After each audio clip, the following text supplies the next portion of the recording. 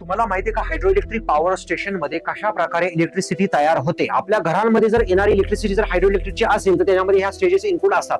याच्यामध्ये सगळ्यात महत्वाचं असतं वॉटर स्टोअर करणारं रिझर्वायर. नंतर हे डॅमची वॉल असते, दॅट जो डॅम गेट इथं बाजूलाच आहे. त्याच्यामध्ये इथं टर्बाईन असतो, अशा प्रकारचा वेगवेगळ्या टाईपचे टर्बाईन्स असतात. Francis turbine, Kaplan turbine, Pelton वगैरे वगैरे. नंतर इथं असतो जनरेटर. या मेकॅनिकल एनर्जीचं कन्व्हर्जन जनरेटर म्हणजेच इलेक्ट्रिकल एनर्जी मध्ये करण्यासाठी यालाच आपण पॉवर हाऊस म्हणतो. आणि याच्यापासून काय होतं तर इलेक्ट्रिसिटी तयार होते. अशा प्रकारे येणारं पाणी टर्बाईनला गोल गोल फिरवतं, शाफ्ट फिरतो, शाफ्ट फिरल्यामुळे जनरेटर फिरतं आणि जनरेटर फिरल्यामुळे काय होतं तर इलेक्ट्रिसिटी तयार होत असते. अशा टाईपमध्ये इलेक्ट्रिसिटीचं डिस्ट्रीब्युशन असतं. याच्यामध्ये कुठल्या एनर्जीचं कन्व्हर्जन कुठल्यामध्ये होतं बघितलंच तर आपण, तर यामध्ये पोटेन्शियल एनर्जी जी असते पाण्याची ती होते कायनेटिक एनर्जीमध्ये. कायनेटिकचं कन्व्हर्जन होत असतं टर्बाईनच्या कायनेटिक एनर्जीमध्ये. आणि सगळ्यात शेवटी जर बघितलं आपण तर इलेक्ट्रिक एनर्जीमध्ये कन्व्हर्जन होत असतं.